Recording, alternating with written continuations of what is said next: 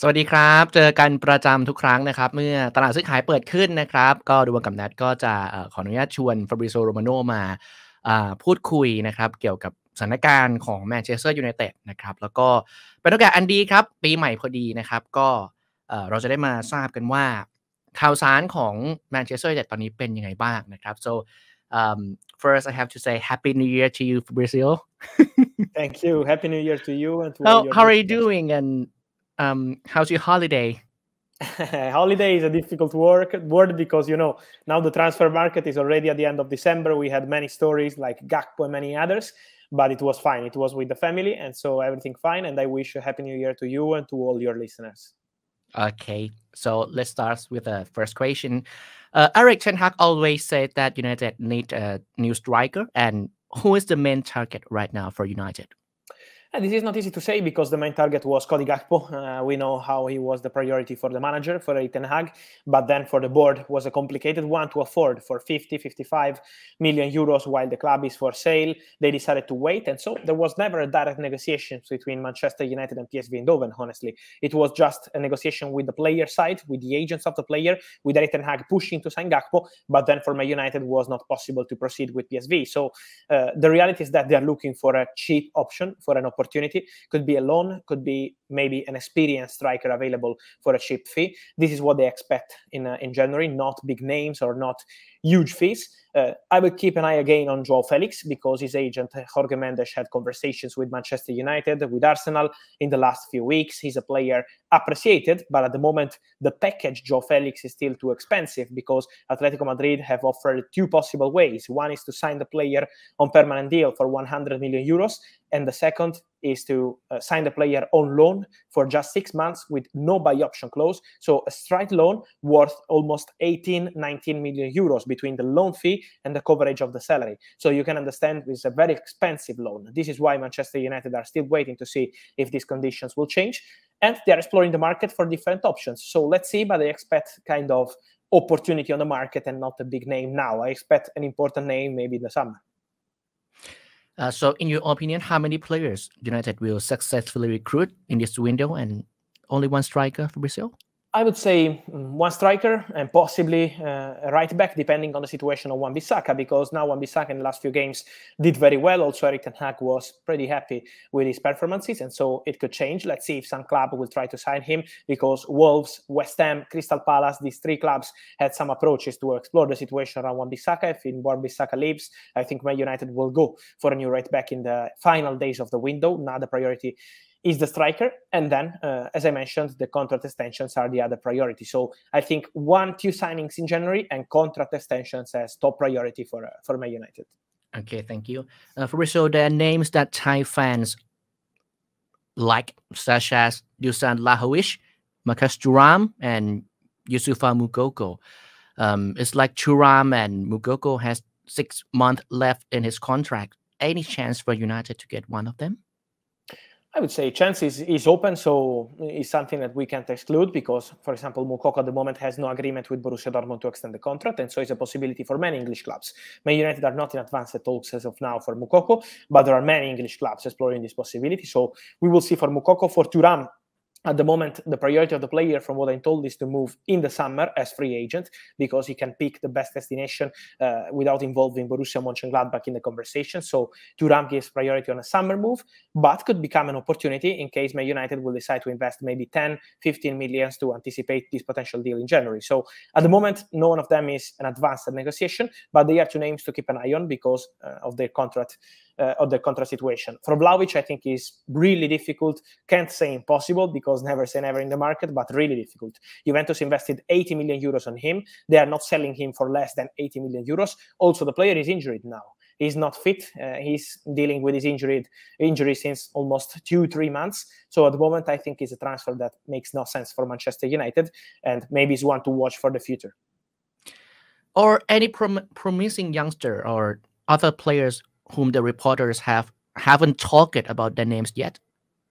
Good question. At the moment, they are still trying to keep things as quiet as possible because, honestly, the Cody Gakpo one was a a big blow for Manchester United was unexpected because they were not expecting the player to go to Liverpool in 2-3 days. So this is why they are keeping things as quiet as possible. Honestly, more than a young prospect, I see Manchester United going with a kind of experienced options because they can pay less and have immediate impact by this player. Otherwise, they have some young talent, as we mentioned before. Youssoufa Moukoko, for example, as one of the players available potentially in January if he wants to reach an agreement with Borussia Dortmund. But at the moment, the feeling I have is they want to try to go for a player who can help immediately. Otherwise, it makes no sense to act in the January transfer window. So this is why their priority will be for that kind of player. Which I almost forget. Alvaro Morata. Is it possible? I see he's staying at Atletico Madrid, honestly. For Atletico Madrid, he's the only striker they have now because they sold Mateus Cunha to Wolves. They don't have any more striker, and I don't see them letting him go in January. Also, the player is really happy in Madrid. I think Morata will complete the season at Atletico Madrid, and then we have to see in the summer. But I always see these links, but I'm told that Morata is really, really happy in Madrid. Personal life, private life, football life, of course, and Atletico are not planning to let him go in January. Okay, thank you. Fabrizio, I know the next question is about summer situation. It's like Harry Kane's contract will be ended on 2024. So 1 year and a half left. He's one of United's target for a long, long time. Any information about his future? Yes, of course, at the moment, the situation is still open for Harry Kane and other clubs because he still has not agreed any new contract with Tottenham. There are conversations ongoing. Tottenham will try and push to extend his contract. So I still feel that the priority for the player will be Tottenham and Tottenham new deal, depending also on Antonio Conte's future. But Tottenham new deal is the priority. It's true that we always have links about Manchester United, but we have to remember that Daniel Levy, Tottenham owner, doesn't want at the moment, Tottenham president doesn't want at the moment to let him go to any English club. We know what happened with Manchester City. Also, when we had Chelsea links, Tottenham never negotiated with any English club for Harry Kane. So I think if one day he wants to go, maybe it's easier to find a solution abroad, like maybe Bayern or something like that, instead of going to other English clubs. So I think it will be really difficult. Then we know that in the summer for Manchester United is really likely to have new owners, and it means that they can have money to invest in a new project, as it happened for Chelsea, for example, in the last few months. But at the moment, the situation is really quiet between Man United and Harry Kane. I think it's not an easy one at all. Does mean United have a chance for Declan Rice in the summer as well? I would say yes. A chance, yes. Man United, Chelsea, Manchester City, many clubs are following Declan Rice's situation. He doesn't want to sign a new deal with West Ham. So we can say that in the summer, the expectation is for Declan Rice to leave the club. I think it also depends on the price because Manchester United already invested big money on a defensive midfielder like Casemiro last summer. And so now to invest again big money on same kind of defensive midfielder could be something strange, but it depends on the price tag because West Ham always asked around 150 million for Declan Rice. This is why it was almost impossible to sign him in the past. But I would say that it really depends on the price. For sure, he's a player appreciated by Man United, but it's the same with Chelsea, with Man City. And so in the summer, I think still things will start to move. At the moment, he's 100% not leaving in January. And we have to remember that West Ham are really tough when it's on negotiation. So it's absolutely not easy to go there and negotiate for a cheap price. So this is why you have to see if Man United will decide for one more defensive midfielder like Declan Rice or for a quality midfielder. And we know they were following Frankie de Jong and many others. So it's about what kind of player Erik ten Hag will ask in the summer. Any chance that United will keep chasing Frankie again in the summer? I would not be surprised, honestly, because he's always been top of the list for Erik ten Hag, super appreciated by the board. Erik ten Hag, again, they will have new owners, so probably. So the idea is to try to do important things to help the manager. And so Frankie de Jong, I think, will be a normal target. But again, as I said, for the whole summer, and I know Manchester United fans were not happy because we had many rumors of done deal and these kind of stories. But for the whole summer, Frankie de Jong was not turning down Manchester United. He didn't want to join any other club. It was not Barcelona. He only wanted to stay at Barcelona. And so at the moment for Frankie is the same. He doesn't want to leave. He wants to continue there. So if one day Frankie will say, okay, I want to go, we have to see with Man United, with Chelsea too, because Chelsea too have Frankie de Jong in their list for the summer. So we have to see what happens with Frankie. But as of now, while we're speaking, Frankie is still focused only on Barcelona. So for Man United, it remains a dream, but at the moment, it's not a concrete negotiation. Another name such as Alexis McAllister for Brazil. Any news? Yes, he's a player they're following. honestly, we have to see in the summer, because I know they have many names, Rice, De Jong, many others like McAllister too, but then it depends on the manager. It's Erik ten Hag who is deciding who is the right player at which conditions, so it's too early now to say what they will do. In January, I don't see Manchester United spending 45 or 50 millions on a midfielder. I think the priority will be the striker, would be a cheap striker, and so it would make no sense to sign a normal striker and then a big midfielder spending 50 million euros in a positions where you already have important players. So this is why I think the priority now is the striker. McAllister is one of the players they're following, but at the moment it's not something concrete or in advanced negotiations, because it will depend on the summer plans, new owners, Erik ten Hag decisions, Champions League or not. So many factors before deciding who is the right player for that position. Thank you. Any movement about Glazers selling the club? It's true that the price will be around 8,000 millions I would say pounds. around And 6. Yes, I would 6, say yeah. around 6 or 7, from what I'm told. This would be the most likely, the most likely fee. And there are conversations ongoing, already conversations ongoing with some groups. Honestly, at the moment, I'm not able to share which group is leading the race, but it's true that there are already conversations. It's true that they want to do it as soon as possible, because for Man United, it would be really important to have the new owner seen maybe in February, March, April, to be able then to plan for the summer transfer window, for a summer rebuilding of the squad, many important decisions to make, also to have conversations with Erik ten Hag, as I think ten Hag is doing an excellent job, and so it's normal they want to support the manager, also the new owners, to know the manager, to understand his ideas. So the timing will be really important for Manchester United, but it's true that there are already some conversations ongoing. So let's wait and see. In your opinion, which type of owners will be the most suitable for United? Saudi Arabia or USA or? In my opinion, you mean?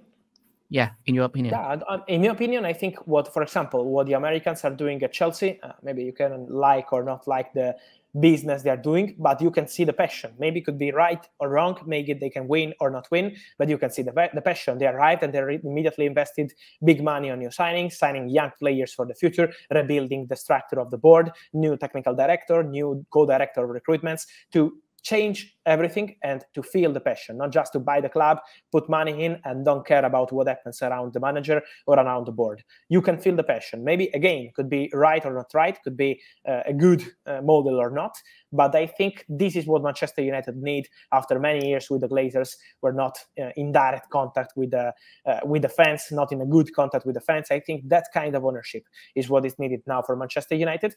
Again, there are many conversations, not just with one group. There are many groups interested in Manchester United, but I think it will take, again, some time before we see who's going to win this important race. Okay. About departures, how about the future of Harry Maguire, Marcus Rashford, and David De Gea? So for Harry Maguire, I think in January it's going to be really difficult to find a solution. I think in the summer there is a possibility for him to leave and find a new club. At the moment, it's a really quiet situation. I think he will fight, as always, as a top professional to have a place in the squad. And then in the summer we will see. For David De Gea, there are conversations ongoing on different terms. Manchester United didn't trigger the clause to extend his contract for one more year, because they're trying to negotiate with David De Gea on different conditions. It means with different salary, and then to have a longer contract, but with lower salary. This is what they're trying to do with the players. So there are conversations ongoing on this kind of agreement. And then Marcus Rashford is a top priority. Rashford and Dalot, I would say, because they're speaking to the agents of both players. There are conversations ongoing. Manchester United will offer Rashford and Dalot a new long-term deal. And for Erik ten Hag, this is a top priority, especially Marcus Rashford. He wants Marcus Rashford to stay. He wants Marcus Rashford to sign a new long-term deal. He feels that for Man United would be a disaster to lose a player like Marcus Rashford in 2024, especially as a free agent. And so this is why Man United will push with Rashford again. There will be new meetings, and also with Diogo Dalot, because many clubs are interested in him. He is doing fantastic with Man United, with Portugal too. And so for both players, the mission is to extend the contracts. Okay, last question for Brazil. Please say something to Thai fans in this new year. Yes, I want to wish to all the Thai fans a fantastic new year. I know your passion for football. I know your love for transfer market too. So I hope to give you soon many big important news. But I wish you a healthy, successful new year with all the best for your squad and for your families. Thank you. Okay. I also wish there are some here we go in this market for United. Thank you. Okay, thank you. Happy New Year for Brazil. Thank you, my friend. Happy New Year to you, and see you soon. Whenever you want, here I am. Thank you for the invitation. Okay, thank you. Bye bye. Thank you. Bye.